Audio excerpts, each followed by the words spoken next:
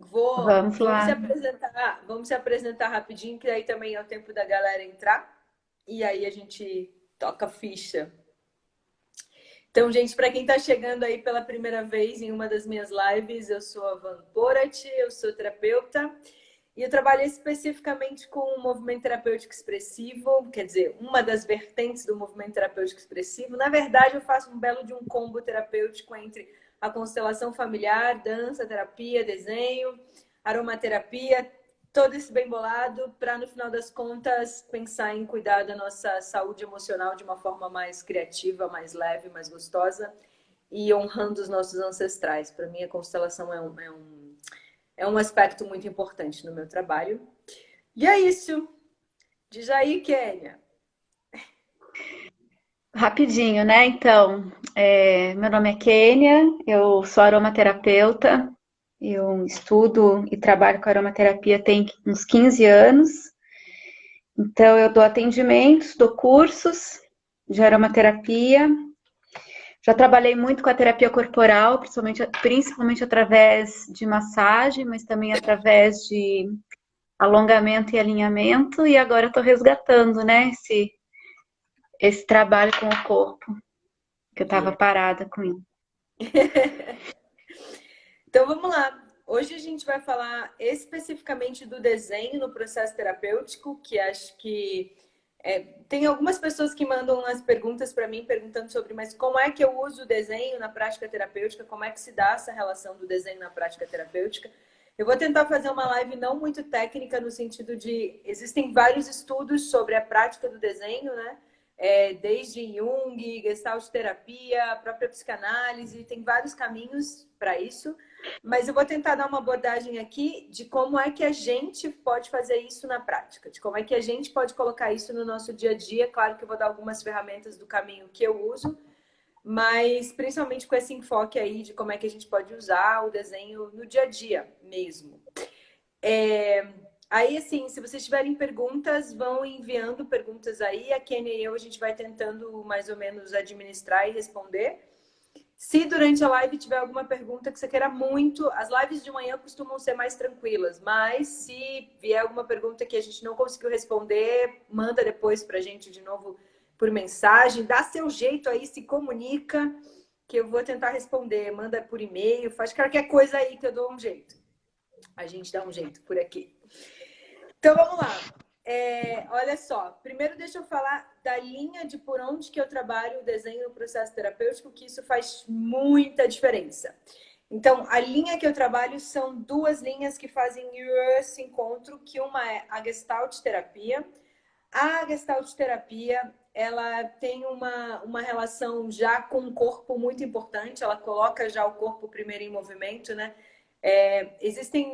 Eu brinco assim, que na psicologia tradicional, no caminho mais tradicional da terapia, geralmente a gente fala o que a gente está sentindo e tal, depois a gente reflete sobre aquilo e vai e fala de novo, mas fica geralmente mais aqui, né? O que a gente chama do nível mental. No processo da Gestalt terapia, a gente já coloca o corpo em primeiro plano, já deixa o seu corpo falar, deixa o seu corpo te contar o que está acontecendo com você e depois você parte para uma reflexão. Então, esse é um dos caminhos. Dentro do Art Life Process, que é o processo Arte-Vida, que é o processo da Anna Halpern e da Daria Halpern, que são as minhas duas mestras americanas. Anna Halpern completa 100 anos esse ano, sim, figuraça, um século de dança. E a filha dela maravilhosa, simplesmente.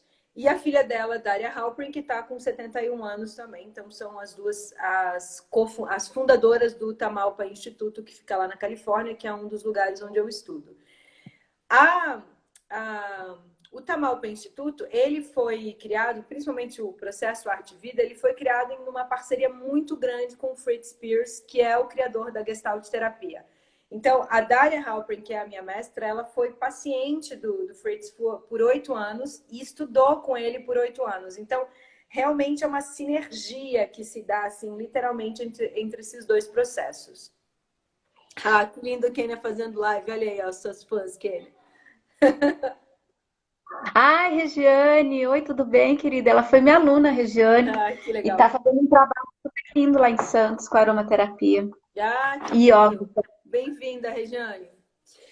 Então, sobre essa perspectiva que a gente vai falar um pouco da prática do desenho no processo terapêutico. Então, é uma prática onde a gente une a Gestalt terapia e o processo arte-vida, mas sabendo que eles estão completamente em conexão. O processo arte-vida da Daria e da Ana Halprin nasceu em parceria com a Gestalt terapia, assim como o processo da Ana afetou diretamente no processo da Gestalt terapia. Ou seja, eles são contemporâneos e eles realmente se auxiliaram.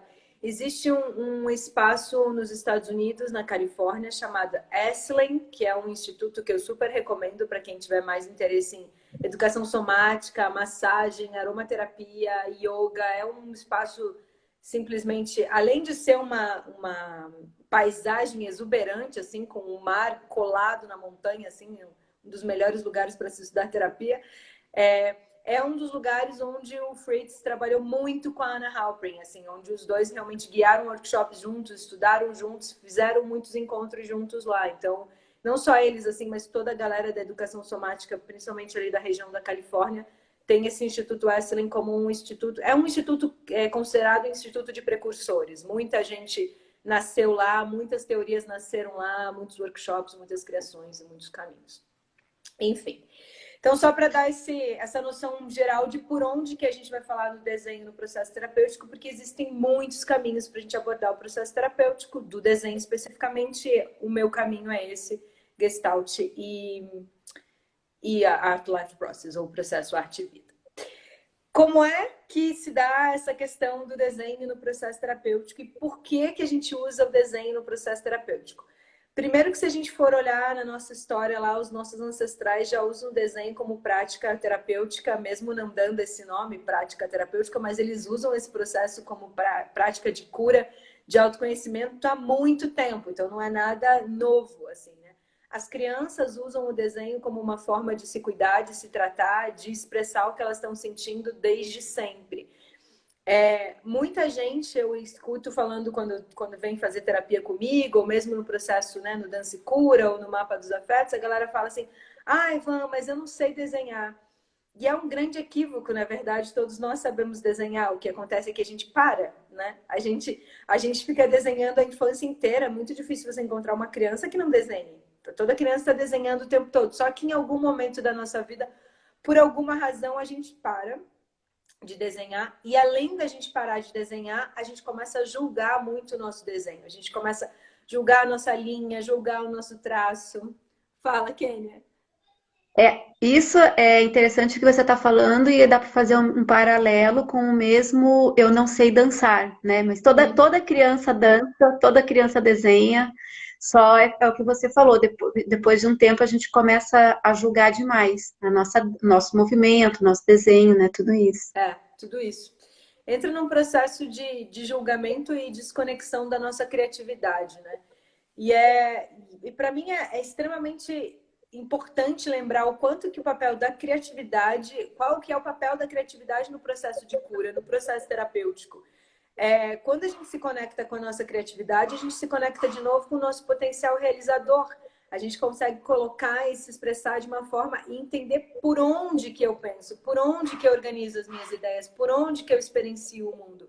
Isso é extremamente importante para as várias relações que eu quero estabelecer depois, seja nos meus relacionamentos, no meu trabalho, nos meus estudos, assim, se desconectar da sua criatividade é literalmente se desconectar do seu potencial realizador. Isso vai afetar todos os âmbitos da sua vida. Esse acho que é um dos aspectos centrais quando eu penso em trabalhar o desenho no processo terapêutico, que é realmente conectar a pessoa de novo com o seu processo criativo, com o seu potencial de realização e, claro, ir trabalhando a autocrítica já, entender que quando a gente faz um desenho terapêutico, a gente faz um desenho que vai dialogar com a gente, que vai contar um pouquinho mais sobre a gente, sobre o que está acontecendo com a gente sem ser pelas palavras. Então, é também emburacar, como eu chamo, ou mergulhar no nosso íntimo por outro caminho, né? Que não seja só o da fala. E aí, claro, ir trabalhando a questão da autocrítica, tentar diminuir esse olhar de tipo, o desenho não tá legal, não tá bonito, não. Um desenho terapêutico, a última função dele é ser um desenho bonito. Muitas vezes você desenha lá, pensa só, se eu fizer um convite agora, e quem está aí assistindo a gente, se quiser, já pode começar a trabalhar um pouquinho. Se eu fizer um convite para você de como é que você está se sentindo agora, nesse momento. Deixa um desenho nascer, deixa as suas emoções guiarem a sua sensação, seu corpo físico, seu corpo mental. Ou seja, se você está com um fluxo de pensamento muito agitado, se você sente que você está assim, pensando um monte de coisa ao mesmo tempo, que você não consegue focar, tenta transformar esse fluxo de pensamento em linhas. Que tipo de linhas nasceriam? Tenta transformar isso em um desenho. Será que vem alguma imagem específica? Ou mesmo para quem vivenciou algum trauma muito forte, assim, tem medo de alguma coisa. E às vezes a gente não sabe, você sente que você tem um trauma, que você vivenciou algo, mas você não consegue reconhecer exatamente o que que é. Mas às vezes tem imagens que ficam ali, né, pululando na nossa cabeça. Deixa isso vir em formato de desenho, mas deixa vir o desenho sem julgar. Só desenha, só para e deixa sair, deixa externar essa emoção, esse trauma, esse sentimento. Muitas vezes a gente se surpreende pra caramba com o que nasce. Muitas vezes nasce coisas completamente diferentes daquilo que eu imaginei que nasceria, porque a gente está começando aqui a dar voz um pouco para o nosso inconsciente também, né? Quantas vezes a gente está assim num processo triste, difícil e você não sabe contar, você não sabe falar o que que é. Às vezes eu estou atendendo na terapia e a pessoa está assim, eu tenho algo, mas assim, e aí ela já começa a fazer assim, tipo, mas né? Porque não tem espaço para você falar o que que é. As palavras não dão conta do que eu estou sentindo. Aliás, muitas vezes as palavras não dão conta do que a gente está sentindo, né? Muitas vezes a gente tem que adentrar outro caminho, outro lugar. Nem sempre também no início de um processo terapêutico a pessoa se sente confortável em já ir para o movimento. Porque o movimento, né? Abarca zilhões de outros caminhos aqui. A gente constrói uma movimentação corporal a partir das nossas histórias e das nossas experiências. Ou seja, se eu estou trabalhando com uma pessoa que viveu um trauma, se eu estou trabalhando com uma pessoa que tem uma insegurança muito grande, um medo muito grande, para eu pedir para ela já se movimentar, principalmente se é, sei lá, primeira, segunda, terceira sessão terapêutica, eu ainda não criei um vínculo tão forte com ela, e ela já julga tudo que ela faz. Então, assim, já ir para o movimento pode ser muito mais assustador e muito mais bloqueante. Claro que assim, estou falando isso depende muito de pessoa para pessoa. Tem pessoas que eu trabalho que também estão com questões traumáticas e que a gente já libera pelo movimento. Mas o desenho é um segundo caminho que é movimento também, porque a gente se conecta. A Daria Halperin, que é a minha mestra, fala assim: o desenhar é um sonhar acordado. E quando você desenha, você se conecta, você deixa o movimento das suas mãos se conectarem com o movimento da sua imaginação. E deixa isso sair em forma de desenho. Eu acho isso extremamente profundo da gente analisar, porque nem quando a gente fala assim, o desenhar é um sonhar acordado, não significa só o mundo lírico e fantástico do sonho, significa às vezes também ter que encarar os nossos pesadelos, né? O sonhar acordado às vezes vou ter que Ou encarar. às vezes até encarar os sonhos que deixou para trás, que acha que não vai conseguir realizar. Tem Exatamente. isso também. Isso também é um aspecto forte, né? Ou às vezes, assim, a gente tem uma verdade, a gente constrói pequenas verdades pra gente como proteção, né? Ai, eu sou insegura, eu já sei que eu sou insegura, eu já sei que eu não consigo fazer. E isso é muito forte. Muitas vezes eu tô falando com uma pessoa, isso também fica mais um convite para você, de repente, que se sente insegura e tal.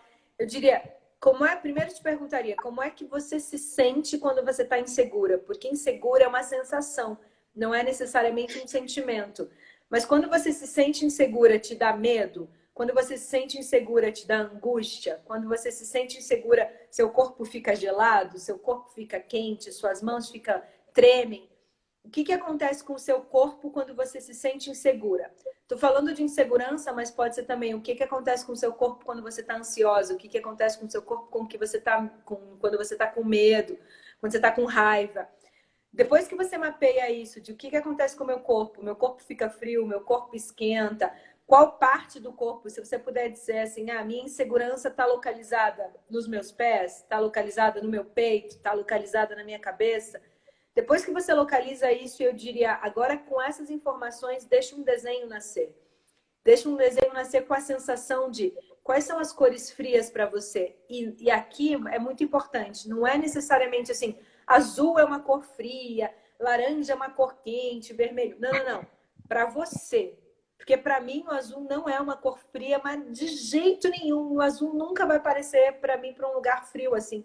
O azul me move em zilhões de instâncias, assim, por zilhões de caminhos, tem uma conexão forte com o mar, tem uma conexão forte com as minhas memórias. Então, assim, o azul, se alguém fala para mim, ah, azul é uma cor fria, eu olho assim, talvez para você, lindo, né? Eu sei que tem estudos sobre as cores e tal, e que dizem, ah, o azul é cor fria, vermelho é cor quente. Mas além disso, como é que essa cor impacta para você? E além disso, como é que essa cor impacta para você nesse momento da sua vida? Porque tem dias que o azul até me remete um pouco à neve. Aí talvez tenha dias que eu me conecte com a frieza do azul, mas ao mesmo tempo a neve para mim é um dos lugares mais aconchegantes que existem. Então, assim, tipo, né? A gente tentar ultrapassar esse lugar do dado já como uma informação, ah, é isso, e realmente olhar para a gente mesmo, para um lugar de autoconhecimento. E deixar o desenho nascer, simplesmente deixar. Isso é o que a gente chama já no processo terapêutico do desenho espontâneo. É aquele que já é espontâneo, aspas, né? Porque a partir do momento que eu já fiz algumas perguntas para a pessoa, já perguntei como é que ela se relaciona com a insegurança, com o medo, que cores que vêm, que linhas que vêm, eu já dei um pequeno mapa para a pessoa, já não é tão espontâneo. Às vezes a gente começa simplesmente como é que você está se sentindo hoje e deixa um desenho nascer. São os dois caminhos um pouco mais espontâneos para nascer, o desenho. Depois que o seu desenho nasce, aqui a gente tem também um processo, cada terapia tem um processo de análise diferente. Nos nossos processos terapêuticos, a gente tem 4 passos. Eu vou pegar um desenho meu aqui que eu gosto bastante para a gente aplicar esses 4 passos. Ver se dá para ver. Dá para ver? Tá dando para ver? Um pedaço dele, sim. Mas acho A que parte mais. deixa eu empurrar aqui um pouquinho, que acho que vai dar para ver melhor. Vai teria que afastar um pouco. Se você puder afastar um pouquinho mais. Deixa eu ver. Deu? Aí dá pra ver quase tudo. Aí faz assim, abaixa um pouquinho só. E agora levanta um pouquinho só pra gente ver desde cima até embaixo. Agora levanta um pouquinho. Levanta. Um pouquinho mais. Aí, agora deu pra ver que tem. É. Nossa, que interessante, que lindo esse desenho. Quando você olha para esse desenho, o que que você vê, Kênia? Mas o que que você vê, literalmente? Vejo uma coluna vertebral, Uhum, né, toda do lado de fora. Isso me chama atenção, ela tá toda exposta. uhum, Vejo uma pessoa numa posição de flexão, assim, não sei como explicar, uhum, mas é como se, é quase como se ela estivesse caindo uhum. para mim, né? É. Olha só, vou parar aqui, vou trazer aqui de novo. Isso aqui que a Kênia falou, vou só deixar aqui de lado. Ou se ela estivesse deitada, não sei, mas numa flexão assim anterior, fechando o corpo. É. Ó, esse é um dos primeiros passos de análise do desenho. Quando a gente vê, depois que a gente faz o nosso desenho, a gente olha para ele e fala exatamente o que que eu vejo. Você percebe que a Kênia não falou nada que ninguém não está vendo. Acho que todo mundo conseguiu ver uma coluna exposta, né? Todo mundo conseguiu ver um corpo que está numa posição específica. Aí a Kênia aqui disse flexão. Aí talvez alguém aqui escreveu fetal, alguém escreveu semente. É. Aí aqui a gente já imagina um pouco. Mas quando eu falo assim, o que que você vê no seu desenho? A primeira coisa que a gente tem que escrever é exatamente o que eu vejo mesmo, sem fantasia nenhuma. Então eu olharia para o meu desenho e falaria assim, bom, eu vejo uma coluna vertebral exposta, como a Kênia falou, tá vendo? O desenho é meu, mas assim, eu vejo a mesma coisa. A única coisa que eu diria assim, eu vejo uma coluna exposta, uma coluna verde, ou eu vejo vértebras verdes expostas do lado de fora. Eu vejo um cóccix pendurado. É isso que eu vejo. A partir do momento, esse é um dos passos. A partir do momento que eu escrevo assim, eu vejo uma coluna vertebral, eu vejo uma coluna vertebral exposta, eu vejo vértebras verdes. É isso que está no meu desenho, certo? Usando a prática da Gestalt terapia, se eu já quisesse entrar aqui direto, eu poderia, ao invés de eu colocar eu vejo uma coluna vertebral exposta, Eu poderia colocar: eu sou uma coluna vertebral exposta. Eu sou vértebras verdes. Ou, quando a partir do momento, porque essa é a prática, tudo aquilo que você colocar como você vê, eu vejo vértebras expostas, depois a gente troca por eu sou, ou eu estou também. Muitas vezes eu prefiro trocar por eu estou, porque eu estou significa que é um estado de movimento que eu estou agora, um estado de sensação, de emoção, mas daqui a pouco isso pode passar, pelo amor de Deus, que a vida é movimento, né? A gente vai trocando. Então, quando eu coloco assim, eu estou uma coluna vertebral exposta. Caramba, isso para mim já ainda é metafórico, né? Porque eu estou uma coluna vertebral exposta, mas ao mesmo tempo pode trazer zilhões de outras sensações para mim de falar que lugar é esse de ser uma coluna vertebral exposta? Que lugar é esse de ser vértebras verdes? Eu estou vértebras verdes, assim. Que conexão eu faço aqui? Aqui, então, se no primeiro passo eu coloco o que eu vejo literalmente, escrevo lá o que eu vejo, depois escrevo o que eu estou a partir daquilo que eu vi. E percebe que aqui não é uma análise, é só trocar. Troquei Bem concreto, né? bem concreto. Troquei o que eu vi no desenho e coloquei lá agora para dar uma analisada aqui. A partir disso, eu posso entrar para aquilo que eu imagino, que aí é outra função. Quando algumas pessoas escreveram aqui, posição fetal, semente, quando a Kenia falou corpo em flexão, já entra um pouco no eu imagino, porque quando eu imagino, não é assim, nem todo mundo olhou e viu um corpo em flexão, nem todo mundo olhou e viu um corpo fetal ou semente. Não significa que está errado, de jeito nenhum, não tem nada de certo ou errado. O que só que significa que a gente tem que entender que aqui eu estou entrando no campo da imaginação. O que eu imagino? Deixa eu pegar o desenho de novo aqui para ver. Ó. A primeira impressão da imaginação que o desenho me remeteu foi que seria um corpo caindo, mas isso é uma imaginação minha, porque não tem nada concreto no desenho que diz que o corpo está caindo, né? Não. Mas pode te dar essa sensação. Eu imagino um corpo caindo, né? O que mais, gente? Tem mais alguém aí que imagina alguma coisa ao olhar para o desenho? Deixa eu afastar de novo ele. Vamos ver aqui se alguém vai escrever. O que vocês imaginam quando vocês veem esse desenho, gente? Ana e Glauco devem estar aí. Dá uns segundinhos. Dá um minutinho para o pessoal sentir. E aí? Vamos ver quem vai escrever algo. Para você.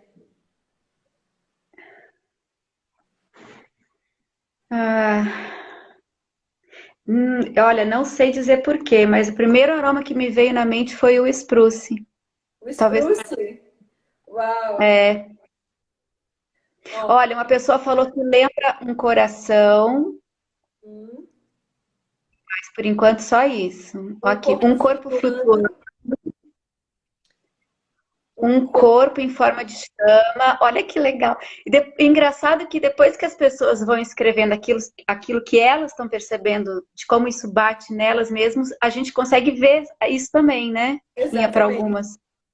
Um corpo caindo. Movimento do som, ó, corpo caindo, outra pessoa. Imagina o movimento ondas. Olha que bacana. E aí aqui a gente tem dois cuidados. Primeiro que se você está fazendo do seu próprio desenho, você pode escrever zilhões de coisas que você imagina. Eu imagino uma fluidez embrionária. O órgão... E uma coluna... Aqui, uma pessoa falou a coluna transbordando pela cabeça. Uau! O órgão coração, um feto nascendo, o corpo dentro do corpo. Uau. O povo agora mexeu.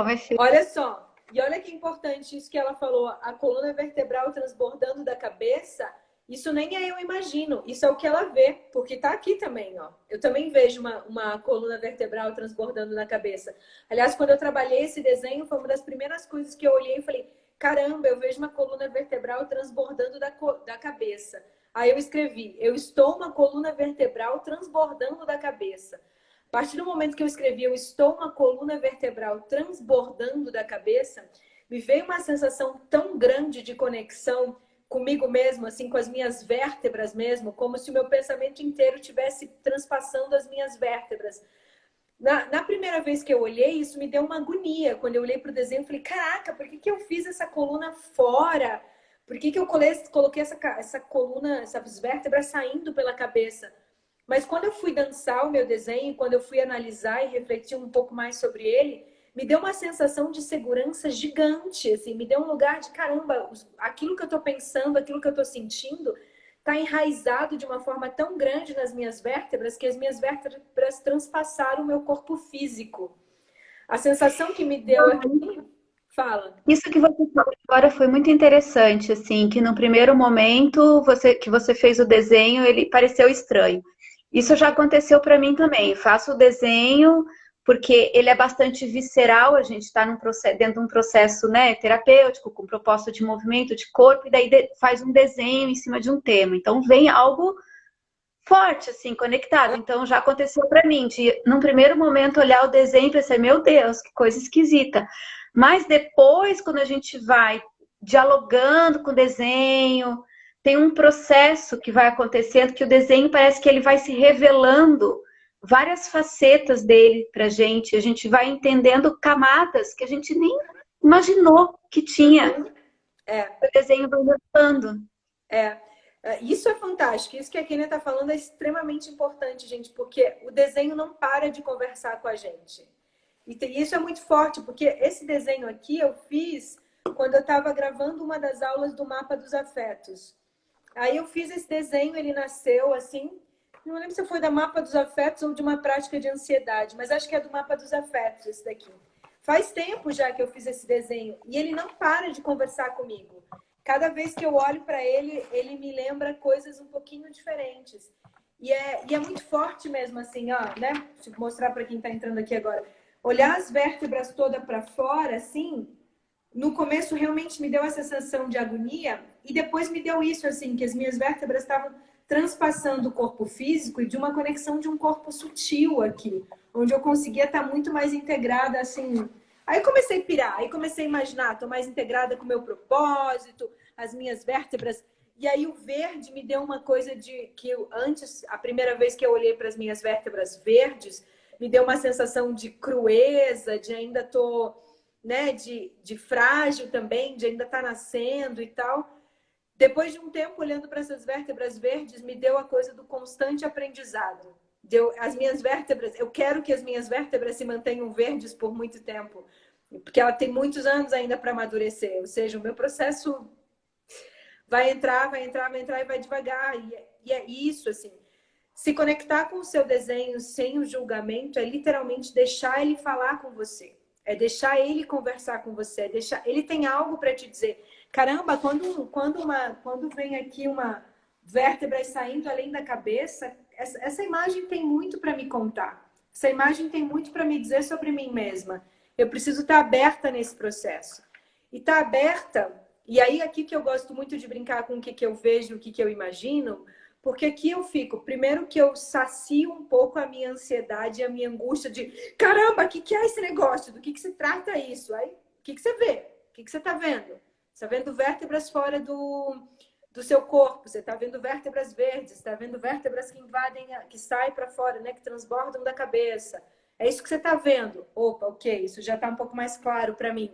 O que você imagina agora quando você olha para isso? Eu imagino um corpo em posição fetal. Para mim, quando eu imaginei, eu imagino uma semente que cai. Essa foi a primeira coisa que eu lembro. Uma semente, como um corpo semente que tá caindo, mas não era um cair ruim, era um cair de para ser plantado. Sabe quando a gente joga algo assim? Dava essa imagem assim de algo para ser plantado. Era isso que eu imagino. E aqui, fala, Kênia. Eu não queria te interromper, mas é que eu não quero só perder uma pergunta que colocaram aqui, que eu acho que você vai entrar nesse assunto daqui a pouco, que é como a gente vai falar sobre o eu imagino, ou como a gente vai abordar uma leitura de um desenho para uma outra pessoa. Então, tem uma menina que a Ana, ela perguntou, essa troca do eu sou uma coluna vertebral verde, né? Quando você troca para o eu sou ou eu estou, serve para a análise do desenho do outro? Serve para análise do desenho do outro, mas assim, você, enquanto se você está atendendo terapeuticamente, se você está cuidando de alguém terapeuticamente, ou mesmo se você quer fazer essa prática com seu filho, com sua filha, com um amigo, serve, mas você tem que dizer para a pessoa se colocar, não você. Você pode olhar para a pessoa e falar para ela o que você vê. Tipo, aí vocês têm que fazer em duplinha, então no sentido de primeira pessoa, sempre primeira pessoa, sempre primeira pessoa que fez o desenho. Ela é a dona da história. Então ela coloca lá, eu estou, o que ela viu, tudo no desenho. Depois você pode olhar para ela e falar assim, ó, eu vi isso aqui também. Aqui, muito importante, em processo terapêutico a gente não usa mais. A gente não usa assim, eu vejo vértebras verdes, mas também vejo. Não. Porque se você, a pessoa que fez o desenho, falar que viu vértebras verdes, você, enquanto terapeuta, pessoa que está guiando lá o processo, falar para ela, eu também vejo vértebras verdes, mas vejo. O mais, para quem está em processo terapêutico, corta o coração gigantescamente assim da pessoa e é como se você invalidasse tudo o que ela disse. Então aqui tem que tomar muito cuidado. Você pode falar, eu vejo vértebras verdes e também vejo parararararará, se você vê outras coisas. Ou às vezes a pessoa só falou assim, eu vejo vértebras para fora do corpo, que foi como a Kênia falou. Então aí a Kênia poderia ter dito, eu vejo vértebras verdes eu vejo vértebras fora do corpo e também vejo que elas são verdes, ou também percebo que elas são verdes, mas nunca mais.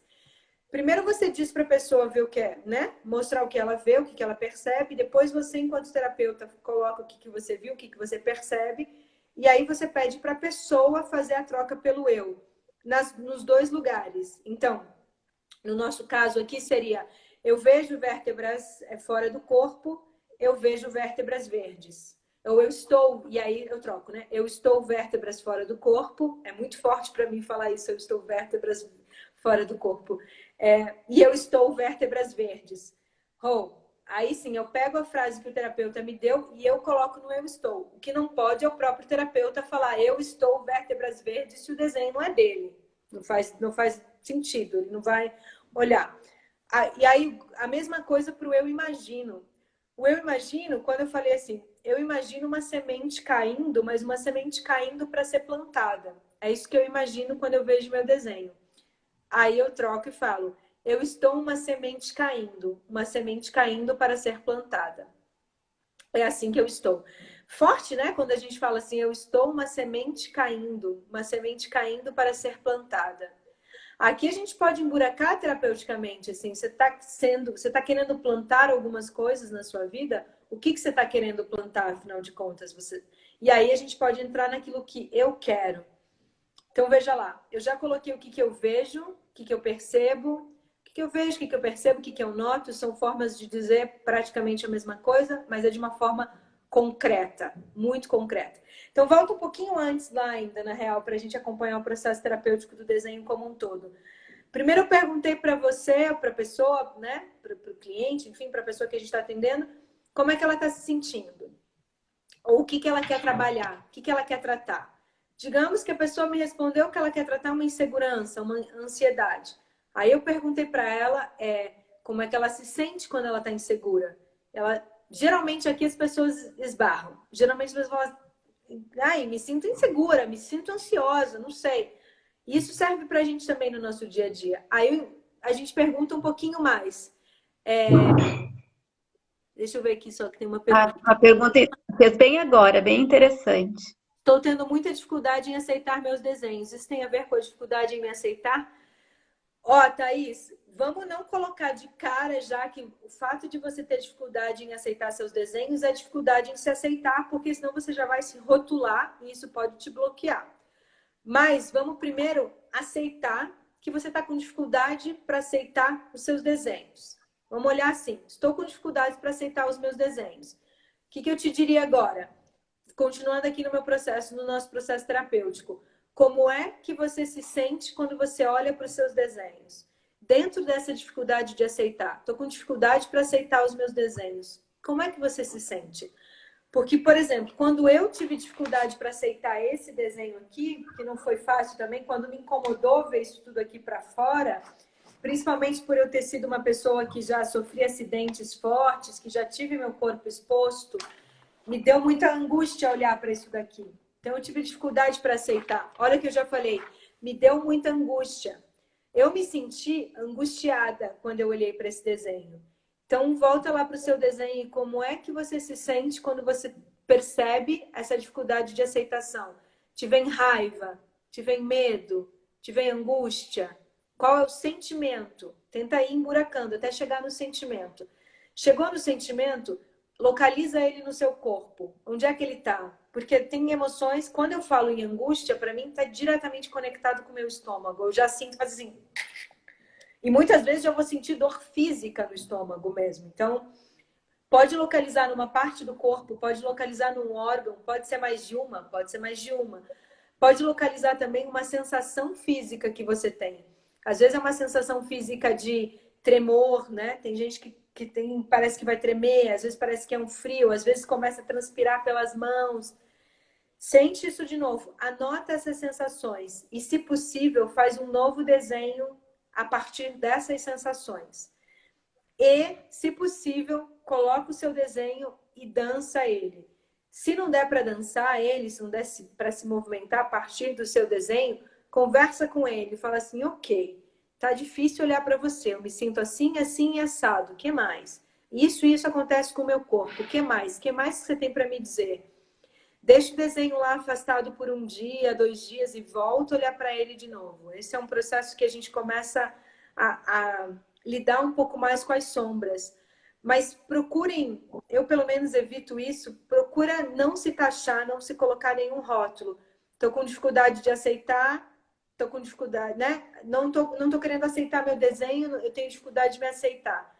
Às vezes não, às vezes você está encarando um medo, um trauma, às vezes é muito maior do que isso, do que só não aceitar, né? Você queria falar? Eu percebi que teve um desenho também que foi bem estranho para mim mesmo, o meu desenho, e que na verdade eu tinha tipo um julgamento assim que eu esperava que o meu desenho fosse outro, eu esperava que ele fosse outra coisa, sabe? Tipo uma coisa muito doida, assim, mas é o que é, né? Então, às vezes a gente também tem essa dificuldade de aceitar o que é de cada momento, né? Porque não é fácil, muitas vezes, entrar em contato com o que a gente está sentindo, com as dificuldades, enfim, com as dores, com seja lá o que for, né? Uhum. Se eu fazer um desenho, não consigo ir livre. Penso que o outro vai achar. Ex-aluna chuva de açúcar. Ex-aluna chuva de açúcar? É seu isso? É um grupo seu? Ex-aluna chuva 10. Gente, não me lembro. Ex-aluna chuva de açúcar. Não sei, não tô lembrando disso. Bom, mas olha só. Eu durante muito tempo tive isso também.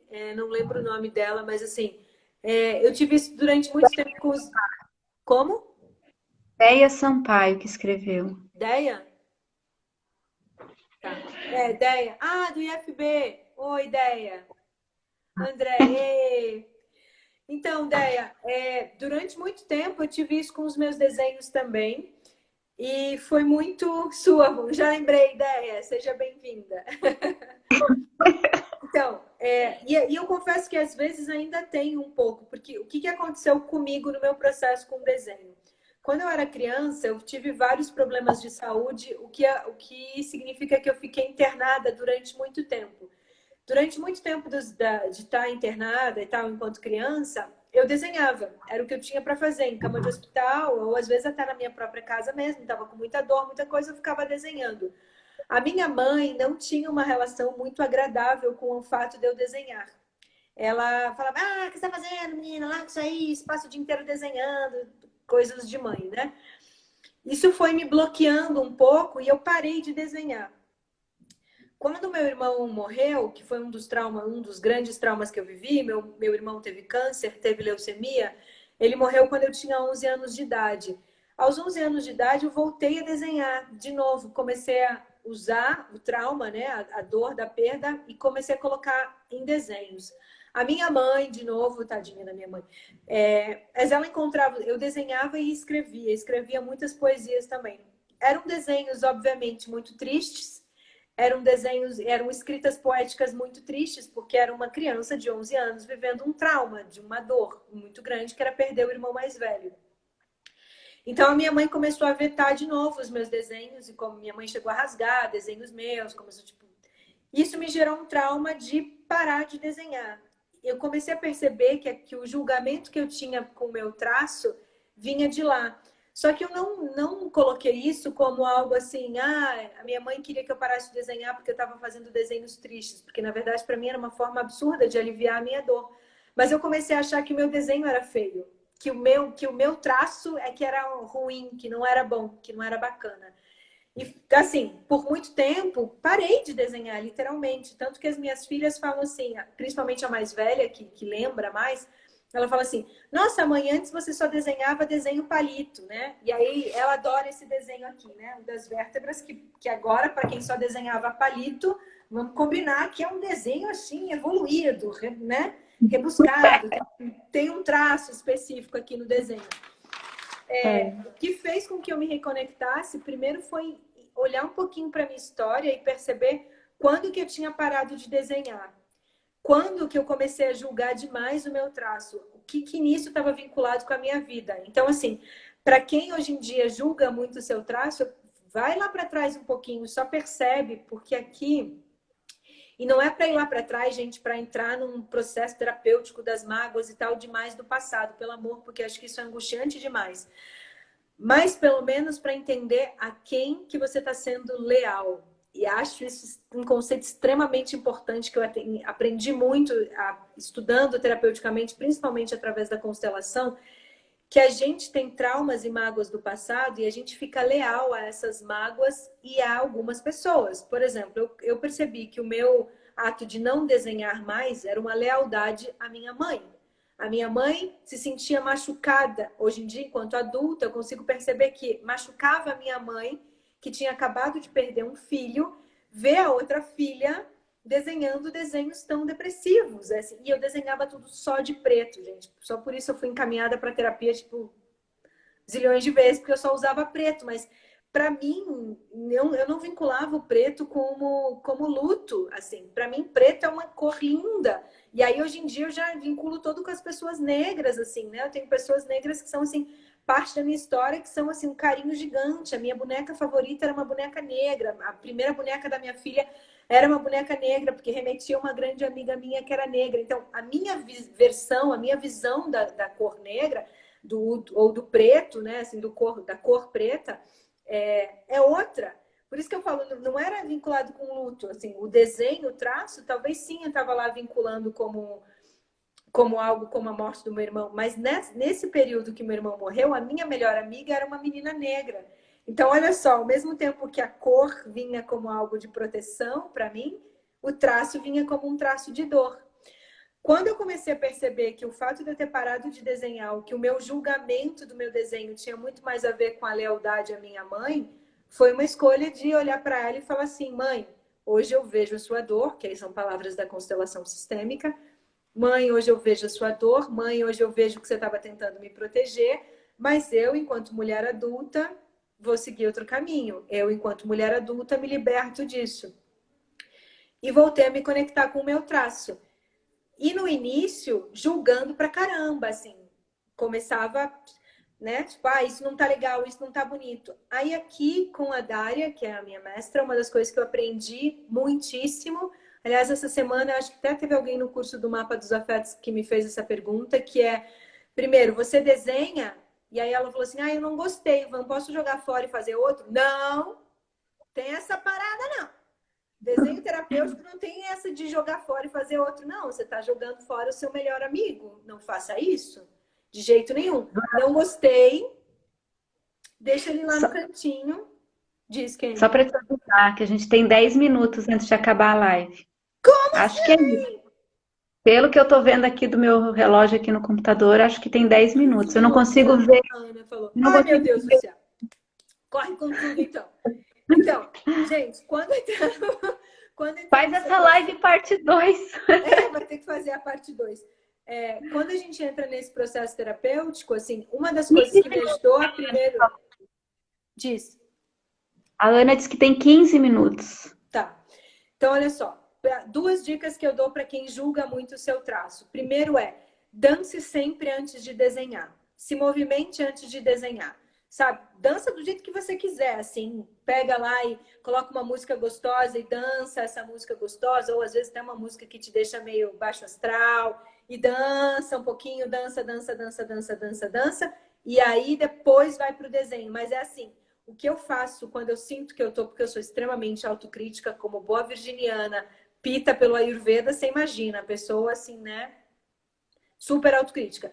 Então, a primeira coisa que eu faço, deixo todo o material preparado para lá para eu desenhar, às vezes com tinta também, deixo tudo preparadinho, danço por 5 minutos e aí, chute, mergulho no desenho. Ele sai por um caminho bem menos crítico, assim, bem menos, eu analiso menos quando eu estou desenhando. A outra possibilidade eu desenho toda a minha autocrítica. Isso também começou a me ajudar muito.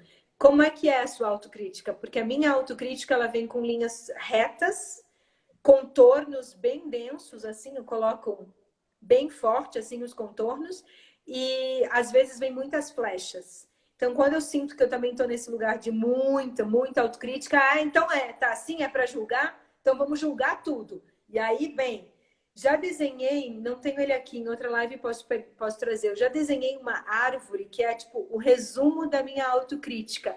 E é assim, absurdo, porque o tronco dela tá assim, ó, sabe? Sabe aquele traço assim contornado por todos os lados, que você vê que a pessoa passou o lápis 300 mil vezes para não... E quando saiu um pouquinho para o lado, fez um galho para dizer que não era erro? E esse processo me ensinou bastante também sobre como lidar melhor com a minha autocrítica, como perceber aquilo que eu estava trabalhando. Então, acho que são esses dois lugares, assim, 3 lugares. Dança primeiro, depois desenha. Tá muito autocrítica? Desenha exatamente tudo, todas as imagens que vêm no seu pensamento. Desenha esse julgamento. Isso também acho que é legal para a Thaís, que estava falando de autoaceitação lá. Desenha essa sensação de não estar aceitando o próprio desenho. Faz um desenho para aceitar o desenho, sabe? Continua no processo. Isso é bacana. E a outra é tentar entender se está sendo leal a quem.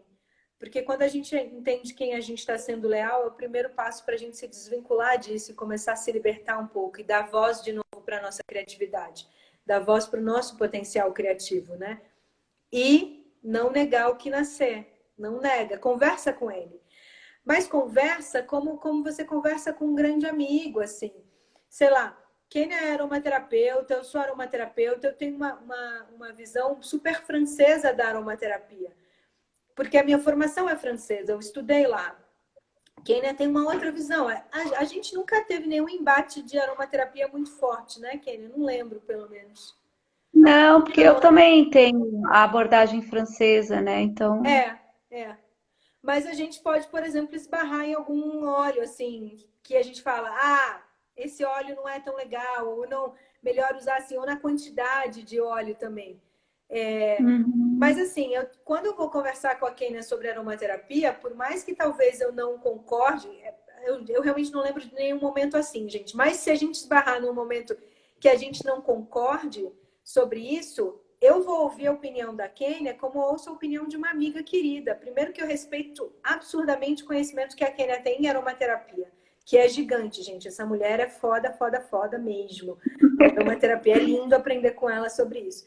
Então, quando eu escuto a Kênia falando, não me vem como uma agressão, nem como ela questionando o meu conhecimento em aromaterapia. Me vem como uma amiga querida querendo me dizer, olha, presta um pouco mais de atenção nisso, dá uma olhada nesse lugar. É essa relação que a gente tem que ter com o nosso desenho, como um amigo querido que não está querendo questionar a gente, nem questionar a nossa dor, mas está querendo mostrar para a gente um lugar que a gente ainda não viu da gente mesmo. Um aspecto que foge. Assim, a nossa mente, as nossas emoções, ela é tão vasta quanto o campo da aromaterapia, né? Não, total. E assim como o desenho, agora você fez a ligação, eu já tô aqui, né, borbulhando.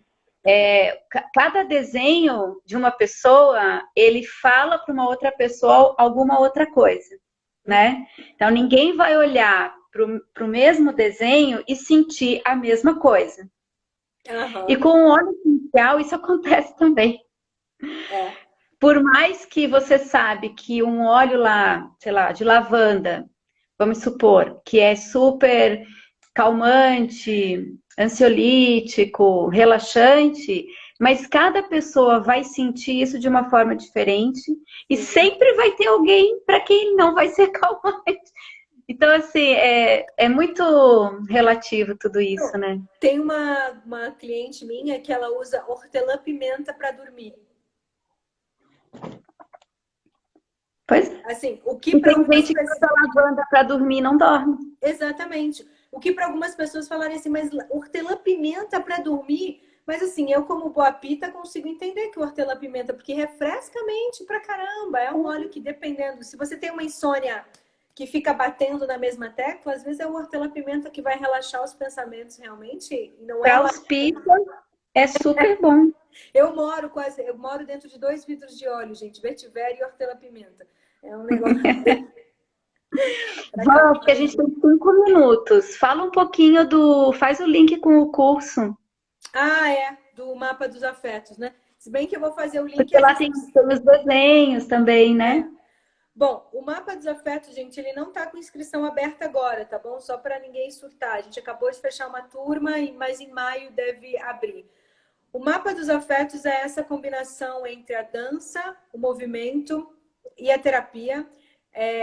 Tem algumas questões de aromaterapia ali, mas também ainda bem poucas, bem en passant, mas esse é um curso que eu quero fazer muito ainda, uma conexão entre dança, desenho e aromaterapia. Quero dar uma emburacada um pouquinho maior. Mas no Mapa dos Afetos é um processo de desenvolvimento pessoal. O Mapa dos Afetos não é um curso para quem quer atender na terapia, mas todo terapeuta que está fazendo o curso aproveita zilhões de coisas, de materiais, todo psicólogo e tal, porque você tem a chave para fazer o vínculo. De qualquer forma, eu acredito que a gente parte primeiro daqui para depois poder cuidar de qualquer outra pessoa. Então, assim, qualquer terapeuta, em É. qualquer momento, a gente precisa de um pouquinho de autocuidado, de um pouquinho de desenvolvimento pessoal. Ele é um curso online, sim, mas ele é um curso, primeiro que ele é voltado para você ser protagonista da sua própria história, ou seja, para você se conectar lá com o seu potencial criativo, com a sua forma de desenhar, com a sua forma de dançar, com o seu movimento, com o seu corpo, nos 3 níveis de consciência, no corpo físico, no corpo mental e no corpo emocional. Basicamente é um curso onde a gente dança, onde a gente desenha, onde a gente emburaca de novo nas nossas questões psicológicas e psicoemocionais. Mas é um curso onde eu falo muito de comunicação, modos de comunicação, onde eu falo muito de hábitos emocionais, práticas para mudança de hábitos emocionais. Esse curso é só para terapeutas? Não, esse curso não é para terapeutas. Quer dizer, assim, ele é um curso para desenvolvimento pessoal, mas os terapeutas acabam aproveitando muito para aplicar com os seus pacientes. Mas ele é um foco no seu desenvolvimento, Renata. É um curso para você. Ele é online, mas ele tem acompanhamento comigo, online e ao vivo também. Assim, não são só aulas gravadas, apesar de ter muitas aulas gravadas. É um curso de desenvolvimento pessoal para você fazer em um ano sossegada. E para quem quiser também conhecer assim um pouquinho mais o que que é essa coisa de dançar, fazer o desenho, como é que é esse processo, tem uma aula sua disponível lá no seu site, né, Van? Que Na está lá verdade, aberto. eu acabei de tirar essa aula de lá, mas está na hora de botar de novo. Isso. Não tem problema. Mas qualquer coisa, gente, entra no meu canal de Telegram. Para quem está aqui no Instagram, é só clicar ali no link do meu perfil, entra no canal do Telegram, que no canal do Telegram essa aula está disponível. Aí é só você entrar Ai, pelo meu canal, e aí tá pronto. Ó, a Thaís é uma das alunas do curso do Mapa dos Afetos, tá ali super ativa no curso, super bacana. E em meados de maio deve abrir as inscrições. De vez em quando também, gente, tem live prática, que aí a gente consegue falar um pouquinho, fazer mesmo essa questão do dançar, desenhar. Essa semana não tem nenhuma live prática, essa semana, hoje à noite eu falo de procrastinação, usando a arte terapia, usando o movimento terapêutico, como é que a gente trata a procrastinação a partir disso. E na quinta-feira eu falo de fronteiras emocionais, que é que terça e quinta às 21 horas, outras lives. São as lives que eu sempre faço. Toda terça e quinta às 21 e essa das 10 da manhã. Que foi um prazer dividir aqui com a Kênia, fazer essa parceria. Outra hora a gente podia fazer uma tentando colocar aromaterapia e desenho, arte terapia e aromaterapia. Bora? Vamos, bora. Gostei dessa brincadeira. Foi a primeira vez que eu brinquei e tô gostando. Isso é muito legal, mas eu acho que a gente pode dar uma bela provocada aqui porque eu já fiz umas práticas de inalar algum óleo e depois desenhar.